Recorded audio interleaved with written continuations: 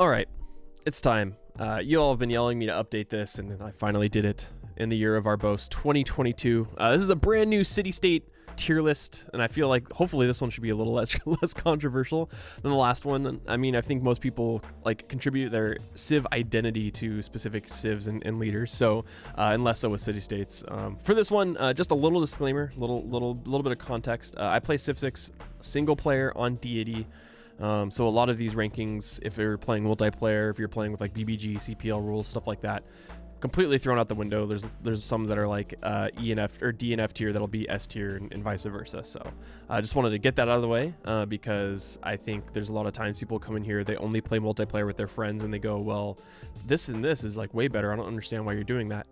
Specifically, this is single player, this is on deity, so I just wanted to get that out of the way. Additionally, this one won't be graded with a specific spreadsheet like I did with the Civ one. There's no weightings, there's no any calculations or percentages. For this one, I'm just going based off of my experience and how I feel with the Civs, how the Civs have contributed to all of my victory conditions in the past. And that's how I am ranking all of these. And then one final thing before we jump right into the tier list. If you are not subscribed to the channel, feel free to do so. It's simple, easy. You'll get more tier list videos like this. You get to see my Civilization 6 deity gameplays that are edited together. And I also stream at Twitch at twitch.tv/boesthius, where I stream every Monday through Thursday at 12 p.m. Pacific time, and then Fridays at 2 p.m. where I play Civilization 6, and then Fridays I play whatever I feel like. So come join us there. All right, so considering I went with the worst to the best with my Civ tier list, I think I'm going to start from A to Z like I did previously, going from A all the way down, from Akkad all the way down to Zanzibar, instead of just doing from best to worst. That way you guys get a little bit of surprise of each one. But we're going to start off with Akkad here. Akkad is a militaristic city-state.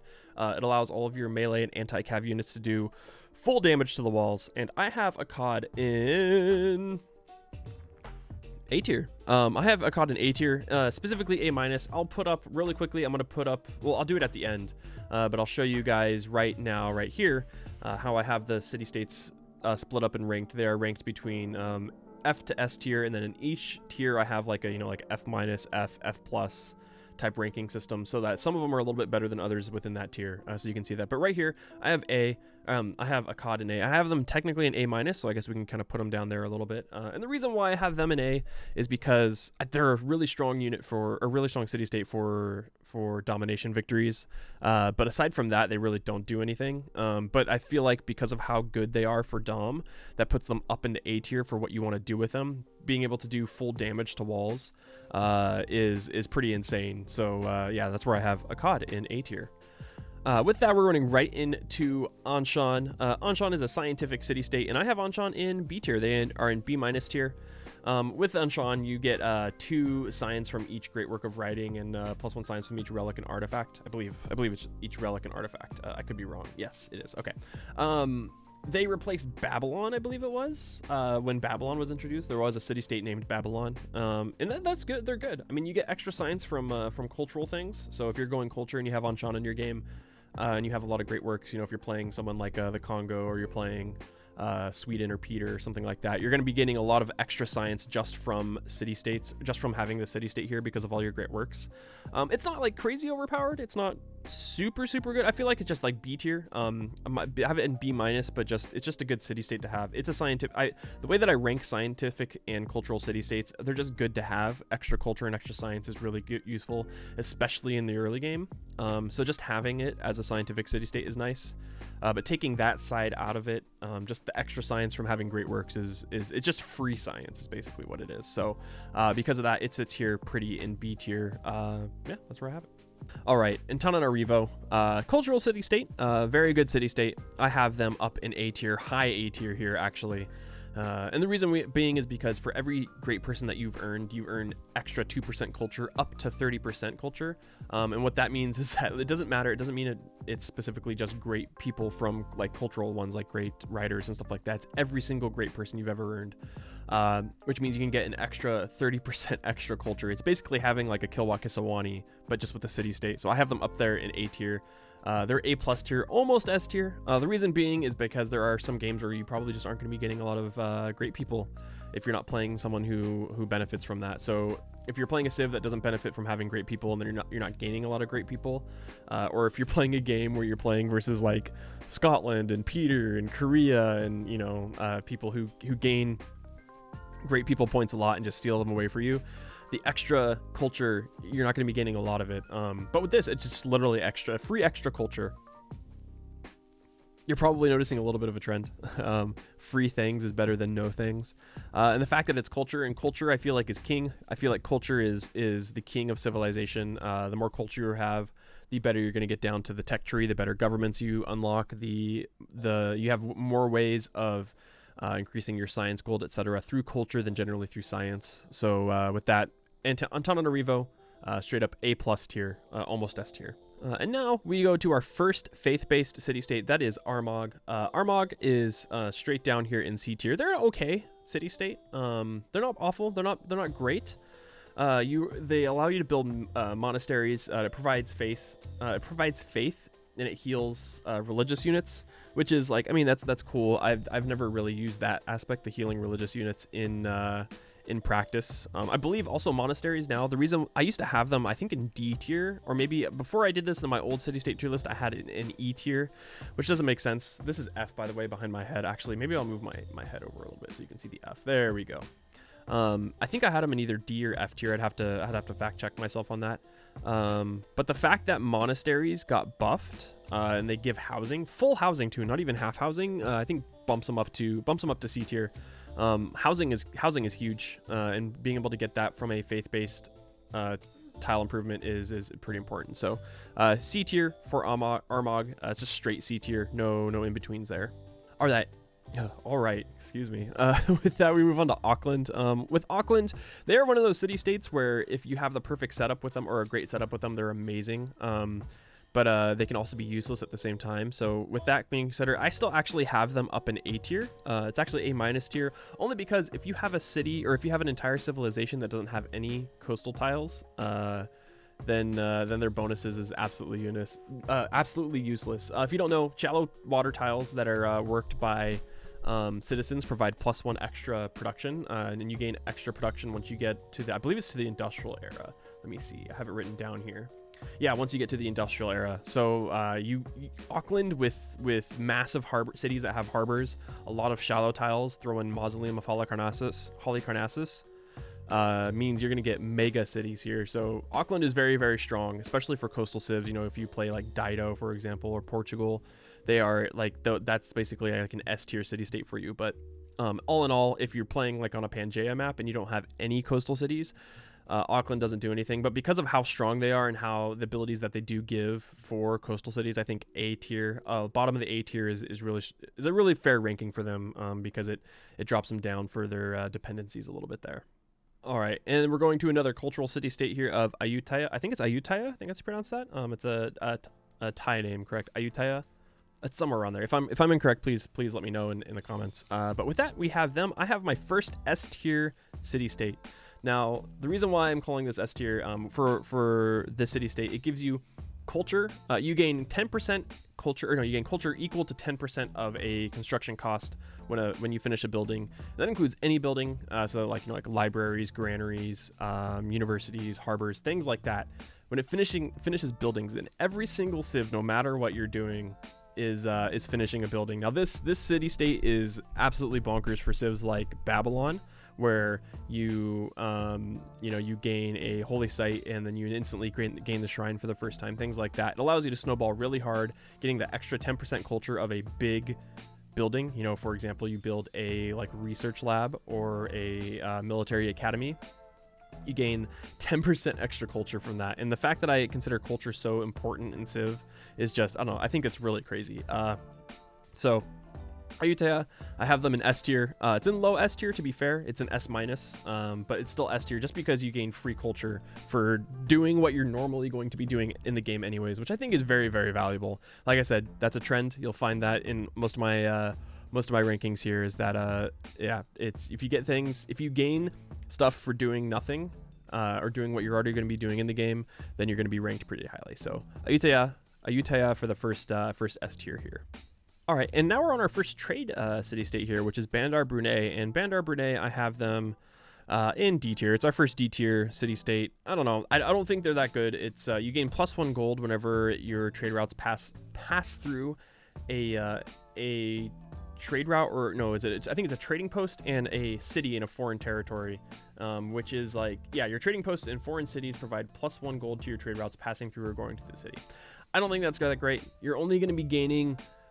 I mean, in theory, you can gain like, a few extra gold per turn with your trade routes going through them, but that's only going to really kick in late game. And even then, like I said, if you are familiar with how I play, I try to win as fast as I can. I try to do sub 200 wins, and your trade route's going to be having like those trade routes that have like 6 or 7 trading posts in them really isn't going to be coming into play that often that early on in the game. So for me, I have Bandar Brunei, I think, in down here in D tier. You're just not going to be gaining the extra gold that that it implies that you can, and it just doesn't pay off that much for me. So D tier for them. I think it's in low D tier, which is in, straight D tier.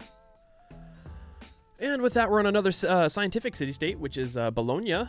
And Bologna is an A tier. This is a pretty good city-state. Like I said, I think it's kind of biased. I'm not going to judge most city-states, even though I talked about it earlier, just for them being scientific and cultural. I think those are just the better city-states overall. Free science, free culture, especially for the first 50 turns. If you first meet a scientific city-state or you first meet a cultural city-state, if you first meet a cultural city-state, you're basically doubling your culture output at that point, which is a little ridiculous. But for Bologna, your districts, they provide +1 great people points of their type, depending on what they are. So if you have a theater square, it's like great writer points, musicians and artists.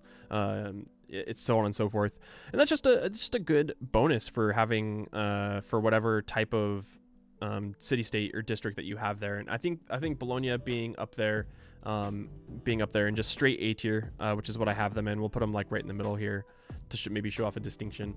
It's just a good city-state. You get stuff for free. You're building districts more often than not in your games, unless you're doing silly districtless games like I do.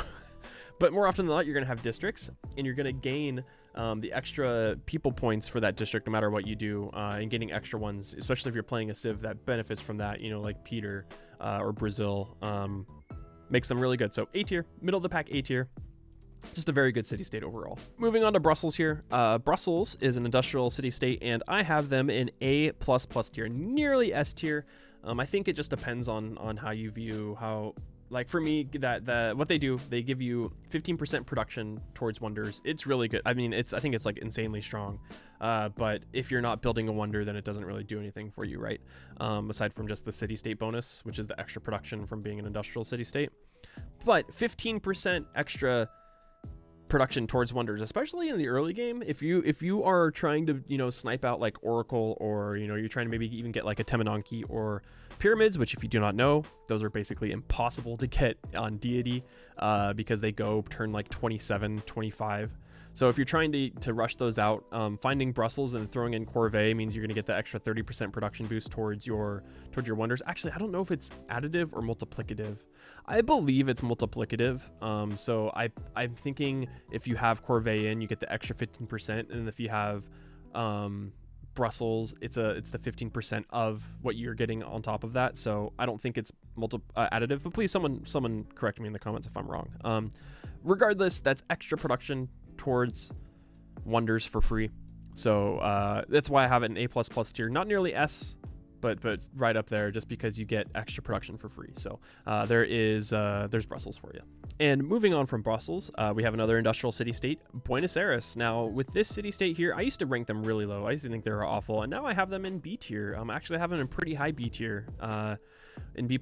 And the reason being is because amenities are way more, like they used to, when I did my last tier list, amenities did not matter. It didn't matter if you had negative amenities or the bonuses were not worth to try to get extra amenities for.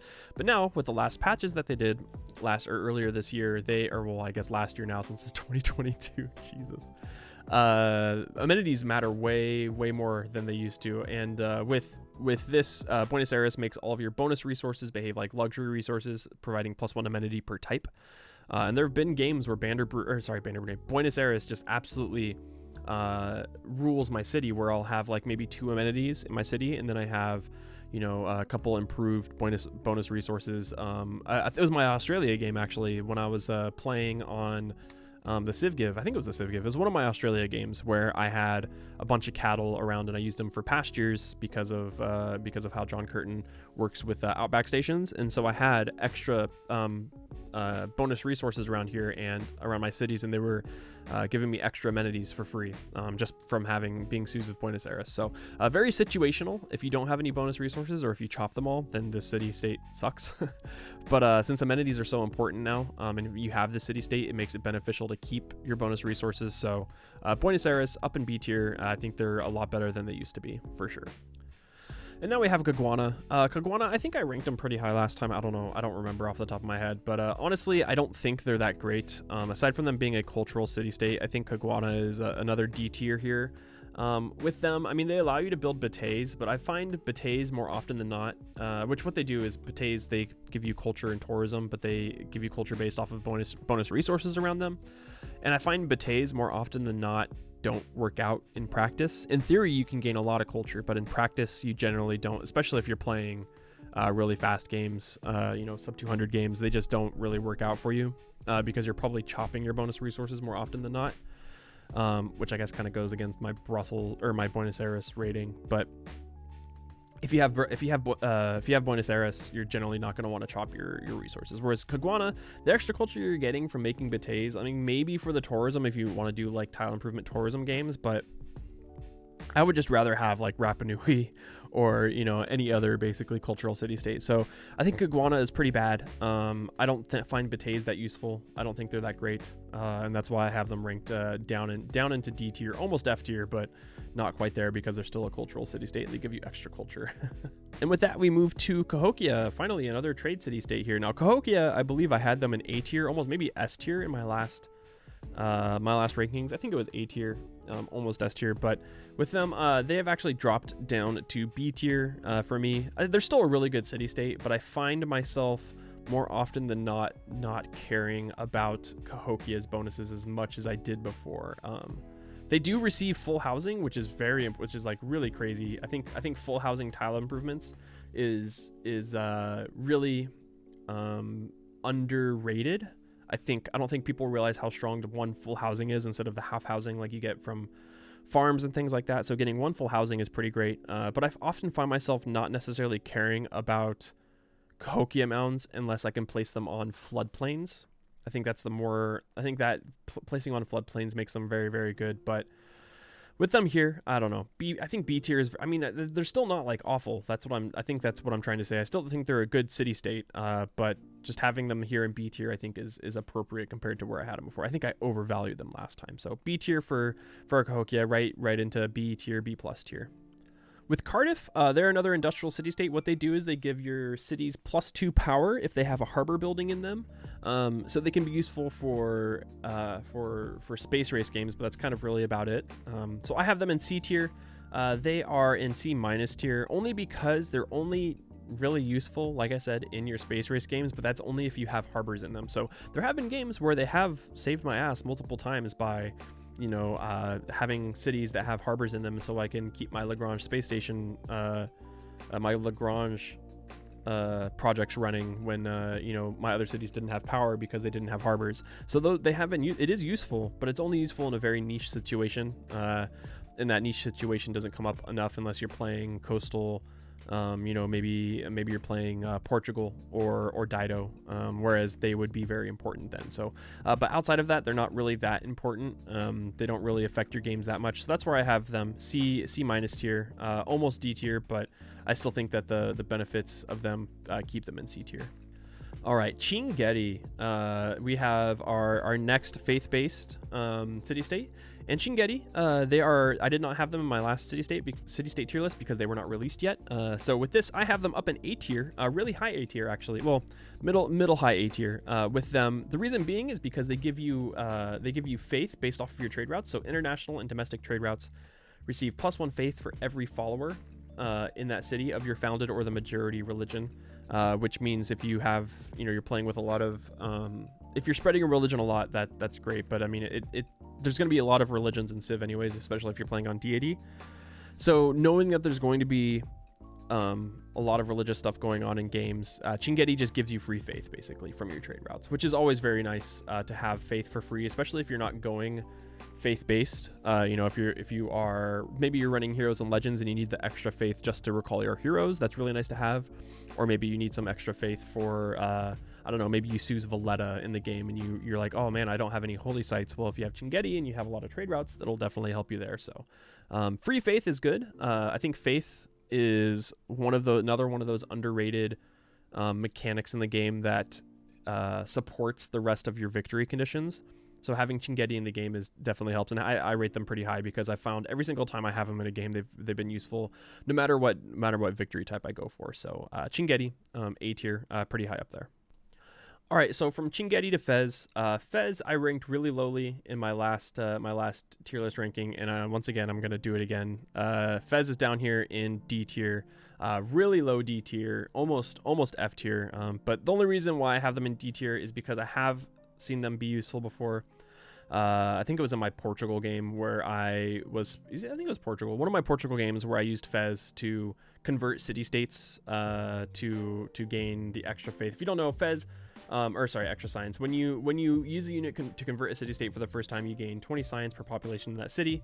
I used it late game to convert cities for the first time because I had a religion in my science game, and I gained a ton of science, like instant bursts of science. But that's really the only time it's ever really useful.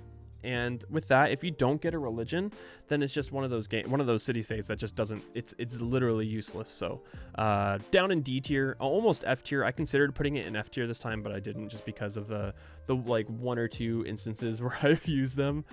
So that's Fez. D tier city state, probably the worst city state, scientific city state in the game. All right, right after Fez, we're going to go right into another scientific city-state, and that is Geneva. Geneva, I ranked in S tier, and once again, I'm ranking them in S tier. I know that some people have devalued them since the last time I did a ranking. I still think Geneva is crazy good, because with them, I mean, your cities earn 15% science whenever you're not at war, which is just free science. A lot of my games, unless you're specifically doing domination, which there are times in domination games where you are not at war with people, you just gain 15% free science. If you're doing scientific city-state, if you're doing scientific games, if you're doing cultural games, even if you're doing faith-based games, this city-state here is just SS. It's so good. It's so good. It's free science, which, like, like I said, if you're doing scientific games, it's basically a Kilwa Kisawani you get for free. So stacking this on top of Kilwa Kisawani in your capital with Pingala is a very, very useful city state. So I have them up in S tier. They're in S plus tier. They're right up there at the top, just because of how crazy good they are with the amount of free science that you get. So Geneva, S plus tier, so good, just free science. It's a great city state. Yeah, that's all I have to say about that. And with that, we go into Granada, which is a militaristic city-state, and I think I had them in S tier last time as well, and which is pretty funny because now you're going to see them down here in C tier. Around the time I made this tier list, I was doing a lot of city-state only tourism games. So Granada with Alcazars is basically the best at doing that. They make Alcazars, which are little forts, but the forts give you science and tourism based off of appeal. The science is based off of the tiles appeal. And so with that, the reason why they were so strong before, and the reason why they dropped down now, is because of Earth Goddess, honestly. If you could get Earth Goddess and run very high appeal tiles, they were very, very strong, very strong. But the fact that Earth Goddess was nerfed, you can't really spam them you can spam them, but it's not going to be as useful anymore, because gaining science and faith on your tiles was just so useful. So with Alcazars, I think they're not as good as I remember them being. I think it was just like, if I look back at it, it's definitely a little bit of a rose-colored glasses where I look at it and I'm like, oh, that was so good. But with that, I don't think they're as good as I thought they were. Especially with it synergized really well with Cyrus. If you're playing tourism games with Cyrus, you would just spam Alcazars and Paradisas right next to each other, and because you could get but the problem is that Paradisas no longer they only give 1 extra appeal to tiles instead of 2 around them, so you don't get the extra appeal from the science, and so because of that you can't really go Earth Goddess anymore, so it doesn't synergize as well as it used to. So that is where I have Granada. Alcazar is just really, I don't know, I think I just valued them way too high, and I think it just shows you the experience that I had with them at that time, because there's a couple city-states in here there's a couple of city-states in here that I look back at my old tier list and I'm like, man, that guy was an idiot. What was I thinking?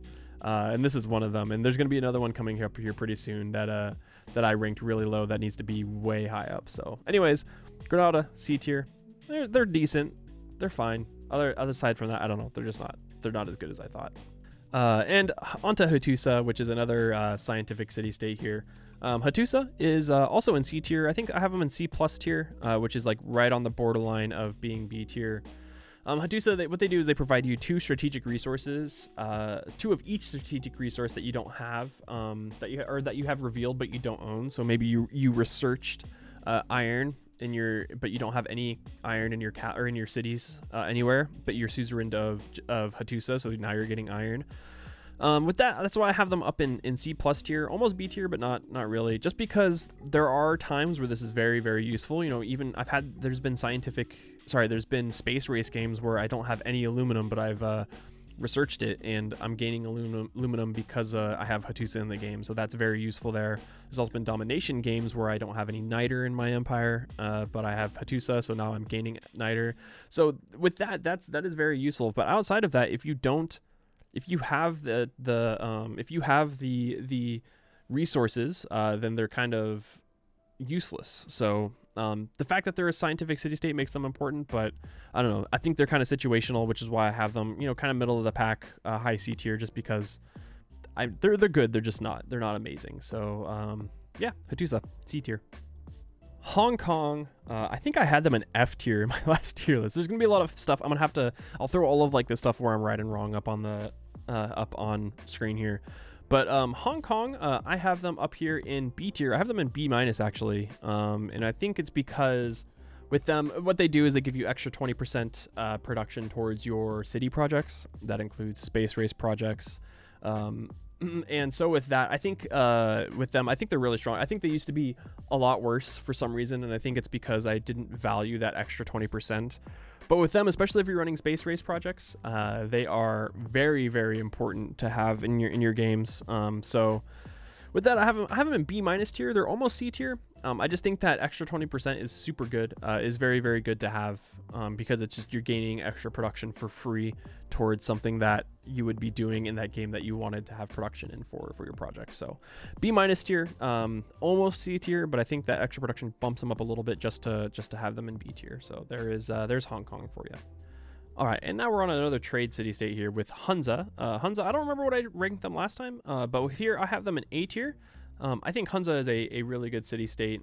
With them, what they do is they give you +1 gold for every 5 tiles that the city-state has traveled. And if you don't know, trade routes travel 15 tiles on land and 30 on water. And as the game goes on later, you have trading posts, so that increases the distance that they can go up to like 45, 60, etc. Very, very long ways, and that includes forward and back. So if a trade route is traveling the maximum distance of 15 tiles, it comes back another 30 tiles. So that means you're going to be gaining an extra 6 gold from that entire trade route there, which is really nice to have. And as you have multiple trade routes going out throughout the game, if you're playing a trade heavy civ, especially, you're playing Portugal, you're playing Mansa Musa, you're going to be getting a ton of gold from having Hunza as your suzerain city state. So Hunza, I have them ranked up very, very highly in A tier. They're just a solid A tier. I don't think anyone can argue against that, because you're gaining free gold for a really small action that you're already doing, which is trade routes, and it's for only every 5 tiles that it travels to. So very nice city state to have, and Hunza is up there in A tier. And on to Jerusalem here. They are a faith-based city-state, and what they do is all of your cities that have holy sites in them exert religious pressure as if they were a holy city, which I think is 4 times the religious pressure up to 10 tiles away. And with them, they're in C tier. They're in low C tier. They're good. I just find them only useful for religious games. I don't necessarily care. The way that I view them is that I don't necessarily care about that religious pressure that much. I'm not like, especially if I'm playing a cultural city state where maybe I have work ethic or reliquaries, and I only want my cities to have those, and I don't really care about spreading to anyone else aside from my cities. So Jerusalem really for me is only useful in religious games where I do want my cities to fully convert other cities really fast by spreading or by increasing their religious pressure. So with that, I have them in C tier. They're very useful, but only in one very niche situation. And even then, I mean, I find that the holy city pressure is not as important as, you know, getting specific apostles, you know, having like translator and like proselytizer. So C tier, low C tier for Jerusalem City, or for Jerusalem. They're useful in their one specific instance, but even then it's not that big of a deal. Johannesburg is one of the newer city states that were added, and what they do is all of your cities receive +1 production from each of the improved resources that they have in their city, and then it gets, after you get industrialization it goes up to 2. And with them, Johannesburg, I mean, I think they're pretty good. I have them up in A tier. It felt like I was gonna, for some reason, I like had it in my head that they were lower than that. A tier is Johannesburg. They're just a good city state. I mean, you get extra production for having improved resources, which is, unless you're playing preserves only games where you don't want to improve anything, that's just a really good wonder to have. I mean, extra production is always nice, especially in games where you are not gaining a lot of production from maybe like cultural games, or you don't have a lot of mines in your science games, things like that. Having Johannesburg around is really important just because of the amount of extra production you can get from your resources. And then once you hit industrialization, getting up to +2 production from resources, is really nice to have. So like I say, as you noticed, in the trend is here. Gaining free stuff from doing things you're normally doing anyways is really important, and that's why I have Johannesburg up here in A tier, almost S tier actually, A++, but Johannesburg A tier. And here we find Kabul. Kabul was very highly ranked last time, I believe, as well. They are a militaristic city-state, and what they do is your units gain double EXP from every battle that they fight in, and I have them in B tier. I think I had them in A tier last time. They're in B tier now because they are only specific towards domination, but it's a very high B tier because of what you can do. I mean, gaining double promotion or gaining double experience means your units are going to be highly promoted, and I value having highly promoted units over lots of units because, you know, for example, like a crossbowman, a double shot crossbowman is way more important than having like 2 double shot crossbowmen is very, very important than having like 5 or 6 crossbows, just because they only take up 1 tile. You don't have to spread them out. You don't have to micro them as much, and you get double the value from that one singular crossbowman. So having them in domination games, Kabul is like a must have, just getting the extra EXP. But outside of that, you don't really care about the city state. So which is why I dropped them down to B tier, just because they're useful in their situation that they are in. But outside of that, not so much. So Kabul, B tier. Another faith-based city-state here in Kandy. Kandy, what they do is when you're a suzerain of them, every time you find a natural wonder, you gain a relic. And with Kandy, I think they're one of those city-states that are, if you have them early, they're absolutely bonkers. But aside from that, they're not super useful. So I have them in low B tier here, just because of the fact that there comes a point in time where they don't do anything for you. But being like a first meet Kandy into early Suz, and you don't explore the entire map in the ancient era, makes them like, you can get, free. A lot of the times when I find Kandy first, I go Amani and throw Amani into Kandy immediately to Suz them, because you're going to find the probability of you finding a wonder in the first 30 turns is pretty high. So getting that early relic and then gaining like 2 to 3 early relics on in the game, relics give you +4 faith. The tourism is nice, but that doesn't matter in that early stage. So, gaining +4 faith and then getting an early pantheon, getting multiple relics in the first couple eras or first couple turns is super important to have. Getting up to like 12, 16 faith per turn just from having Kandy is really nice. But aside from that, there comes a point where you're not going to find any more natural wonders, and if you're playing a standard size map, there's only a finite number of wonders in the game, and so you're only going to get a finite number of relics, which makes them kind of useless after that. So Kandy, I have in B tier. I have them in low B tier and B minus, but yeah, that's where I have Kandy. All right, jumping out from there, we're going right into Kumasi, probably one of the most controversial picks on my last tier list, and I will concede, I will say that was a very, very stupid ranking for Kumasi. Kumasi is S tier.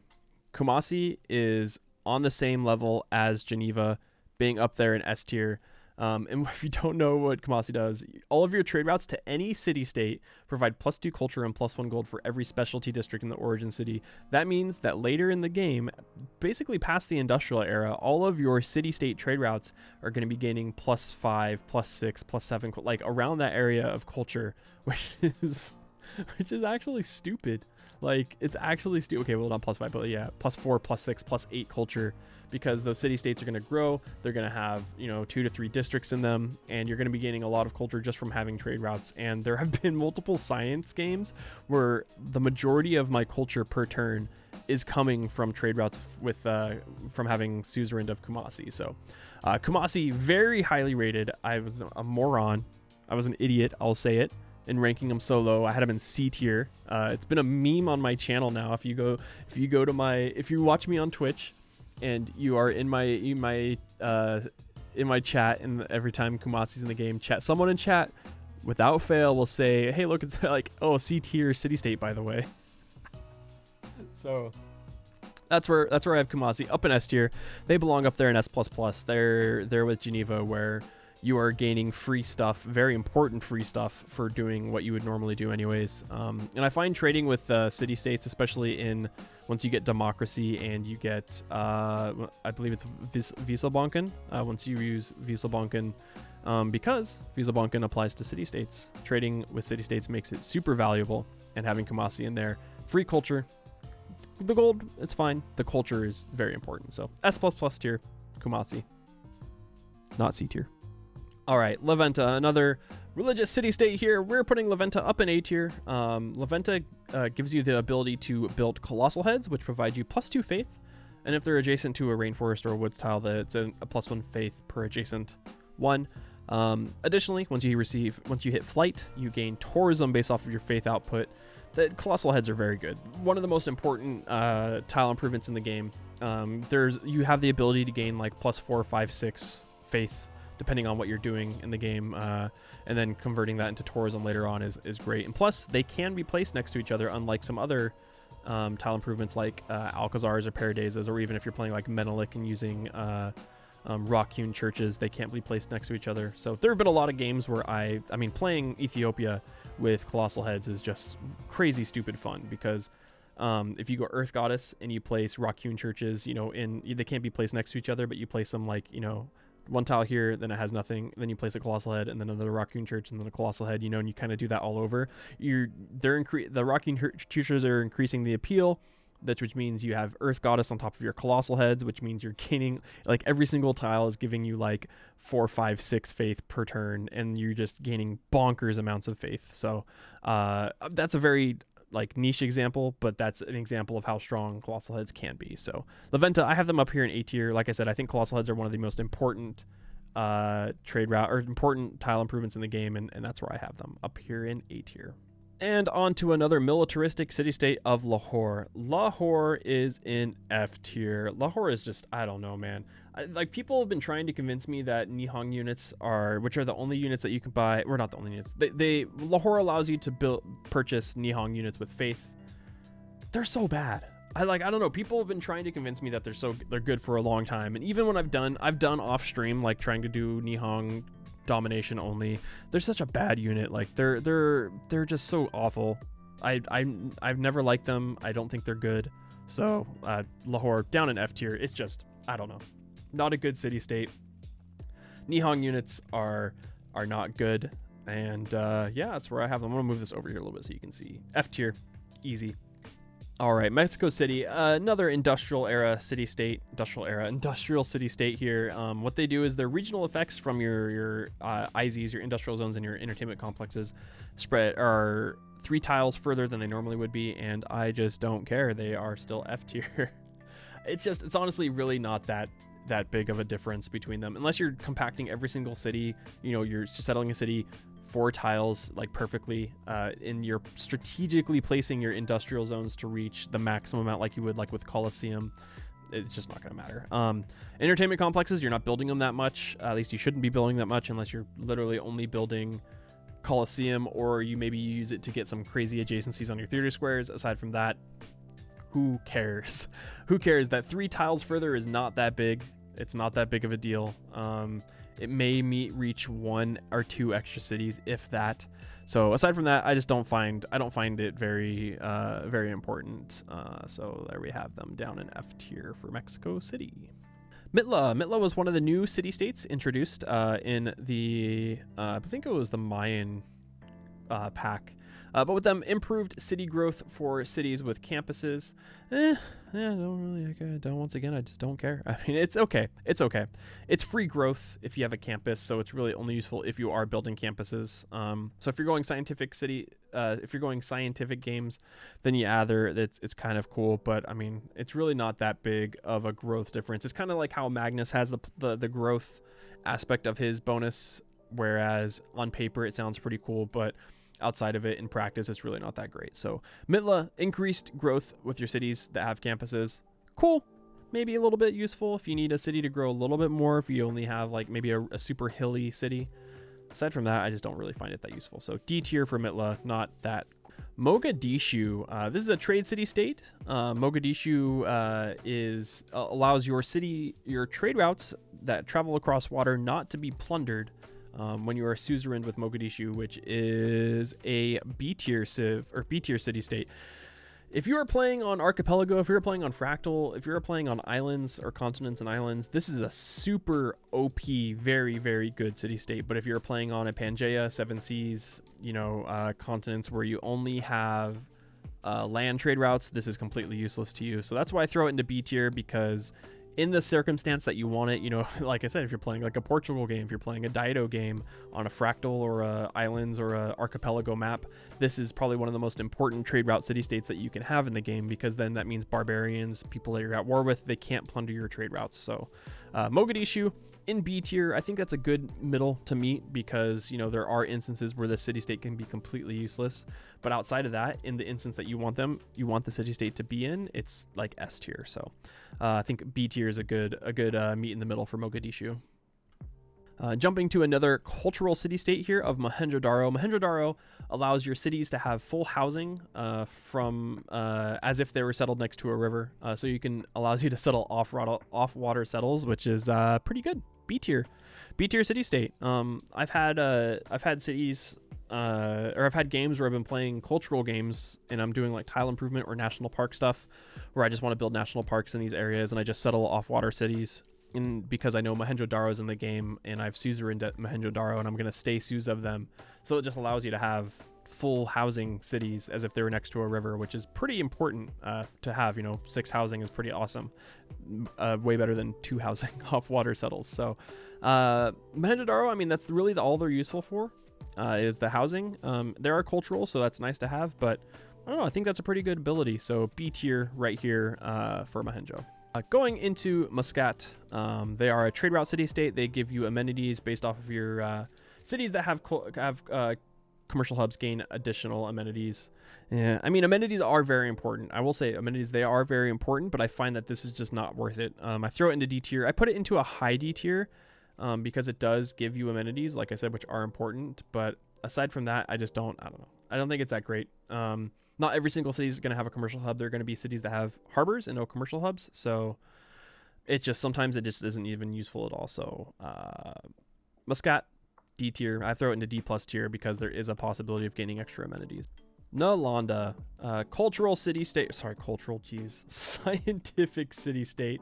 Allows you to build Mahavaharas, which are a tile improvement that when the first time you ever build it gives you a free tech. So with them, I mean, I have them up here in B tier. They're in B plus tier, almost A tier, just because the Mahavaharas, they like I said, they can't be built to another one. They can only be built on flat terrain. They do give you like science and housing. I think it's +2 science and +1 whole housing, which is pretty nice to have. But I find myself not building the Mahavaharas that much compared to other tile improvements because I don't think they're that important compared to some other ones. So the free tech that you get from them is awesome to have. Sometimes I have been trolled where I'll build a Mahavahara and I'll boost, or I'll get the free tech that I'm one turn away from building. So be aware of that. But I've had it also where I have a tech unlocked from the future for the next era, and I get that free tech as well. So B tier, I think from Nalanda is perfectly fine. It's a decent, the Mahavahara is a decent tile improvement. It's not anything crazy like Venta's Colossal Heads, but it's still pretty good. So high B tier for Nalanda. Nan Madol, another cultural city-state here. What they do is your districts that are on coastal or lake or next to lake tiles gain +2 culture to them, so that you get +2 culture on your districts from being next to a lake tile, which means, you know, if you're playing Japan, if you're playing Australia, you know, Dido, those are Guitarja, this is very, very strong for those civs. So I have them in A tier, I believe, or B tier. They're in B tier. Nope, they're in A tier. Sorry, I had to look at my list. They are in A tier. They're in a low A tier because there are situations where you're not going to have any coastal cities. But because of how much, I mean, that's a lot of extra culture that you can get, especially if you're playing Civ, like if you're playing Japan, if you're playing Guitarja, where you're wanting to be playing Australia, you're wanting to build your districts next to the coast. Nan Madol turns into a S tier must-have city-state. So the fact that you're gaining free culture from just doing things that you would have done with those civs, or even if you are playing on a coastal map, you're going to be gaining free culture anyways. And as I said, culture is king. So yeah, extra culture, pretty nice to have. Have them here at A tier, and I think A-. It isn't fully A tier. It's A- because they are situational, but because of that, that's where I have them. A- tier, Nan Madol. All right, Nazca, another religious city-state here. They allow you to build Nazca lines, which are a tile improvement that can only be built on desert. And what they do is they give you faith. They provide faith on desert tile and +1 appeal to surrounding tiles as well. So I have them in C++ tier, almost B tier, but not quite there, just because of how situational Nazca lines are. You can only build them on desert. There are times where you'll use Nazca and you have no desert in any of your cities, so they just completely become useless. But when you can, they do synergize really well with like Petra cities. If you're playing civs like Mansa Musa, they're very, very important. But aside from that, not super useful. So I have them in C+ tier. Not quite good enough to be in B tier with other civs or other city-states. So that's where I have Nazca. Militaristic city-state Nagaz Garmu. They're okay. I think they're all right. I think they're very situational. I have them in C tier. They are perfect for civs like Mansa Musa, like Portugal, for example. What if you don't know, what they do is that land units are 20% cheaper to purchase with gold in cities that have encampment district buildings in them.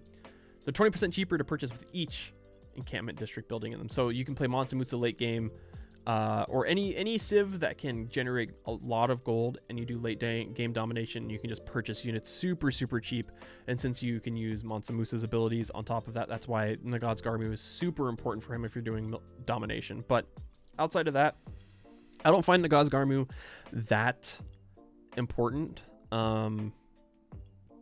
Naza Garmu. I think I'm pronouncing it wrong. I think it's Naza Garmu like that. Or Nagaz Garmu. I don't know. I'm not sure how to pronounce that. I will look it up later.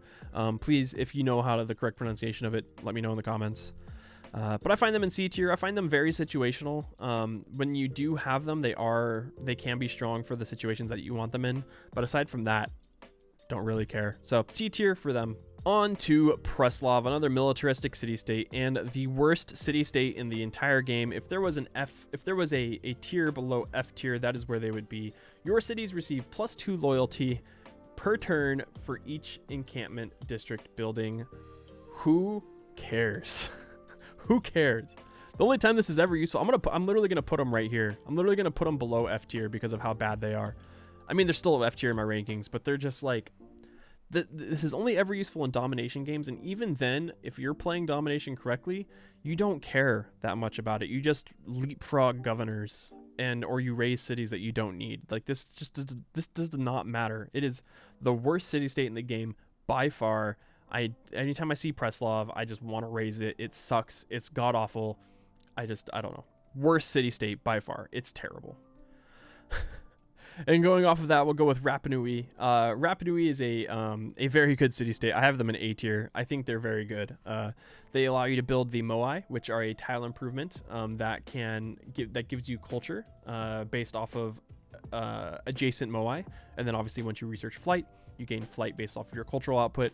So that means you can stack moai next to each other. They can't be built next to tiles with trees, however, but they can be built on volcanic soil. So moai are super important for tourism games. You stack moai next to each other, and the more moai you have adjacent to each other, the greater the cultural yields you gain from them.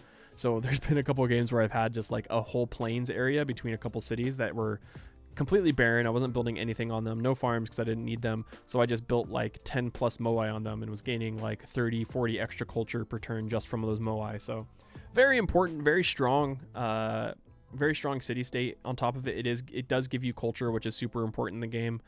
So I rank them up there with like Venta on being the really important tile improvements. So Rapa Nui up there, A tier, very good city state. From there, we move to Samarkand. Samarkand is one of the newer city-states that were introduced in the New Frontier Pass, the last patch. Samarkand allows you to build trading domes. It's a tile improvement that gives you +2 gold. I think it's +1 gold for every adjacent resource. Let me look at here. Yep. Additionally, also your outgoing international trade routes grant +1 gold per trading dome at the origin.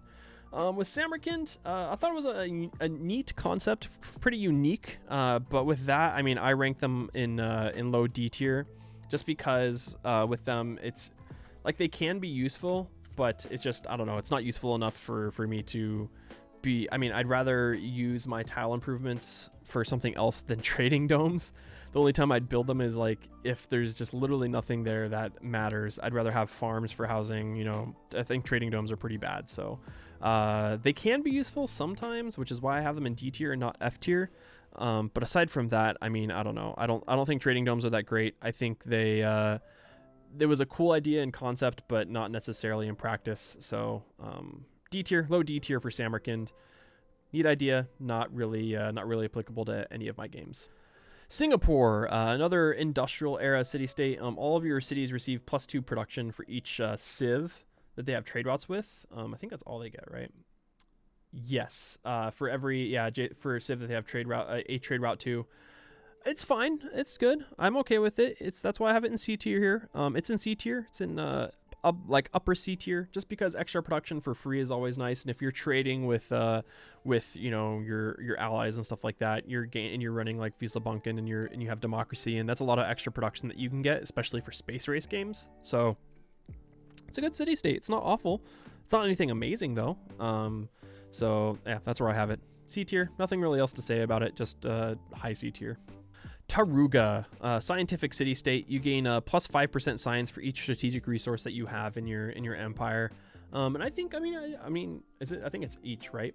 Yeah, for each strategic resource that you have in your empire. And with them, I mean, I think they're a good city-state. They're in B tier, right in the middle of B tier. There's an argument to be made that they could be higher than that, but right up in there, B plus. Good city state. Free science for improving resources, which is always nice, especially in space race games where you're going to be improving those resources anyways. You know, there are instances in games where you don't improve resources, such as cultural games where you want all the appeal that you can have in the world, and most of your resources require you to strategic resources require you to build mines on them, which makes your appeal really low. But that's the only time you're ever really going to be doing that. So I think B tier, having it up in B plus is pretty fair for Taruga. It's just free science. If you can stack like Taruga with Geneva and you have Kilwaka Sawani, you're going to be getting a ton of science. So yeah, B tier for Taruga. They're just a decent good civ or good city state. On to Valletta. Valletta was another really highly ranked city-state by me last time, and they still are. But I have them in B plus tier this time, not in whatever I had them in before. I think Valletta is good. It allows you to build city center buildings with faith instead of just and encampment too, instead of just purchasing them. And then The walls, that means you can purchase granaries, water mills, sewers. You can also purchase walls with them, which I think is the more important aspect of this. If you're going domination games, or you're doing a cultural game and you have Valletta in there and you can't really defend yourself, you can just faith by your walls, and that includes all the way up to Ren walls. So B+ I think is pretty fair. I had them a lot higher last time. I think I had them in A tier last time, maybe even S tier, but pretty close to that. Being able to faith by walls and faith by city center buildings is super nice. So I think high B tier is like, I have it in B++, which is like just below A tier. So Valletta, pretty good city state. All right, Vatican City. Another faith-based, another religious civ here. Whenever you activate a great person, they end up spreading the 400 religious pressure to cities within 10 tiles. I just don't think it's that good, man. I have them in high D tier, D++ tier.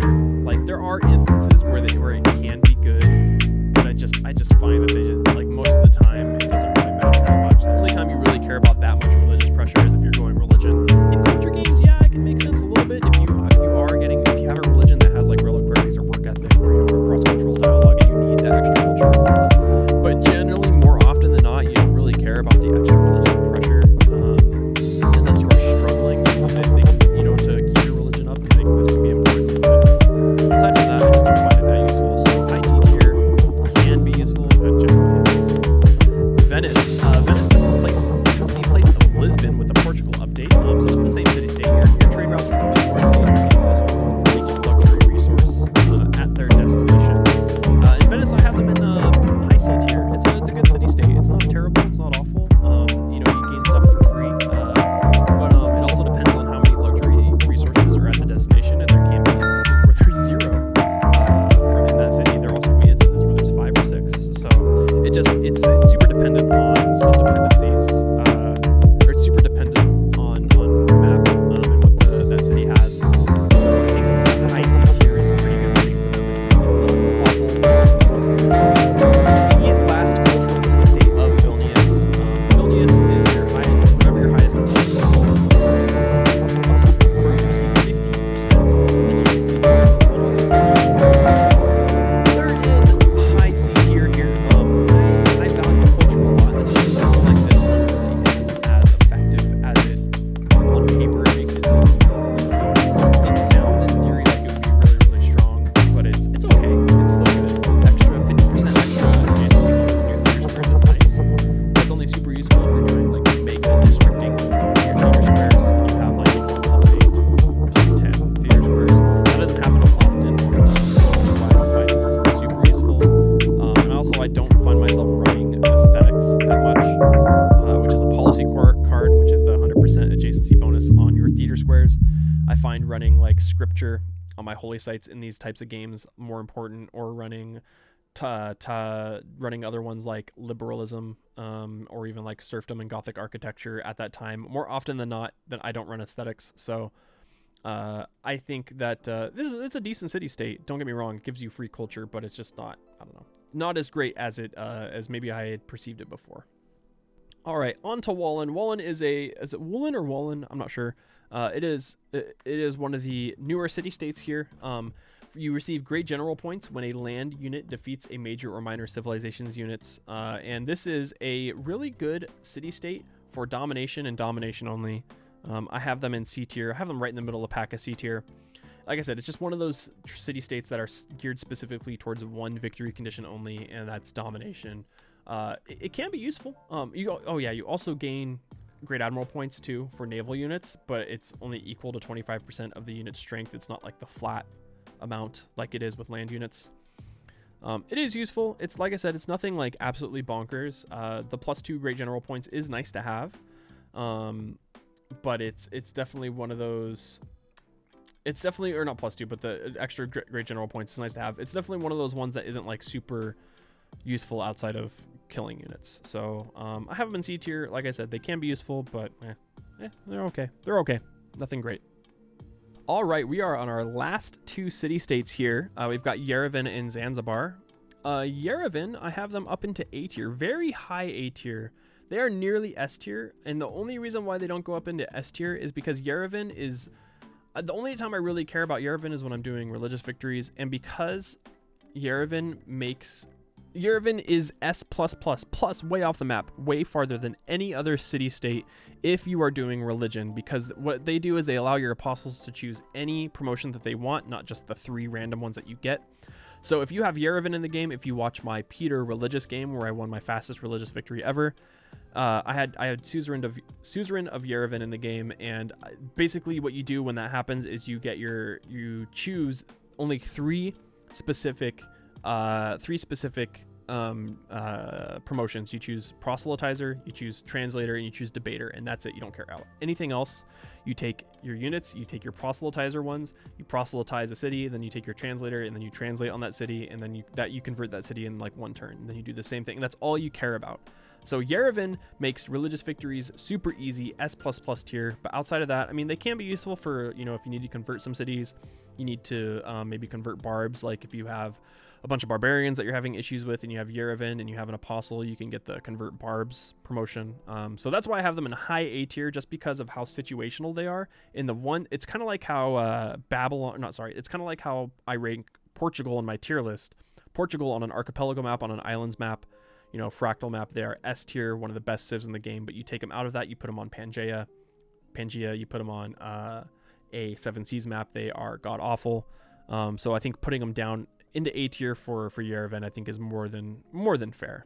And with the last city-state in the game, we have Zanzibar. Zanzibar allows you to receive the cinnamon and cloves luxury resources. You can't earn them any other way. It's only by being suzerain of Zanzibar. They each of them give you +6 amenities. So I have Zanzibar up here pretty high. I have them in high B tier. Amenities are very important compared to the previous time I'd rank these, and I think I had them pretty low last time. And so Zanzibar up there in B tier, just because of how important amenities are, and you get them for free. So that's where I have all my rankings. I think Yerevan, I think Zanzibar B tier is pretty good. I think they're a good city-state to have. They don't give you anything super special, but they give you amenities, which increases your production and growth and all that jazz. So Yerevan B tier, I'm fine with it. All right. So there it is. There is the final rankings of the city-states here. I will put up another, because sometimes people don't know what the pictures look like. I will put up the actual rankings that I have on the picture side of things to the side of it, so that way you can see and compare and what I have there on the actual list of rankings. But there you go. There's all my city-states. That's my rankings for 2022. I think it's way better than the last time I did this. What I had mentioned before was I had Kumasi in C tier in my last city-state, and now I have them in S tier. That just comes down to more experience when you play the game full time and you play it for another full year after doing the last ranking. And to be fair, when I did my last city-state ranking, I wasn't that great at the game. I was good, but I wasn't that great. So with this year, I hope you guys enjoyed this. Please let me know if you guys if you like my rankings, if there's ones that you would change. Let me know in the comments down below. If there's ones that you absolutely abhor, please tell me for sure, because I'd love to hear you guys' input. Additionally, if you are new to the channel, please consider subscribing. It's free. It's one of the easiest ways to support the channel. You don't have to do anything. You get to know when all my videos go out. You get to see more tier lists like this. You get to see all my edited gameplay. So consider subscribing. Also, come hang out with us at twitch.tv/boesthius, where I stream every Monday through Thursday at 2 p.m. Pacific time. And then I stream Monday through Thursday at 12 p.m. Pacific time, and Fridays at 2 p.m. where I stream non-civ games.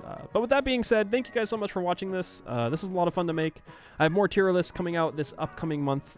Each Monday this month is going to be a new tier list, so look forward to those. But here's the city-state tier list of 2022, and I hope you guys enjoyed this video. I will see you in the next one.